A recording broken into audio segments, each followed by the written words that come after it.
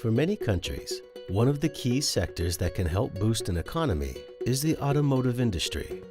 Of the 5 largest global economies, 4 of them were the leading countries to sell the most cars in 2015. Over the years, other markets have also stood out as having significant numbers in the industry, such as Brazil. Brazil is the largest country in Latin America with over 200 million inhabitants. In the last 10 years, the Brazilian economy has surged, making it the 7th most important in the world, and one of the sectors that has stood out the most is cars. This can be attributed to the 37 million Brazilians who stepped above the poverty line, new credit lines which have extended purchasing power to millions of people, and government incentives, such as reducing up to 30% on car taxes. The Brazilian automotive industry has seen the largest growth in its history, breaking production records and sales records. 9 automobile manufacturers have settled in Brazil, creating a total of 24 factories around the country.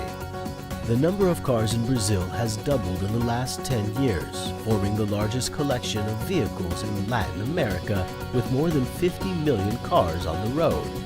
It was all smooth sailing until 2 years ago.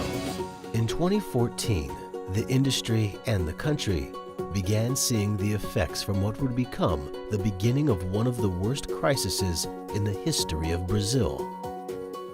For the first time in a decade, sales fell, dropping 7.4%.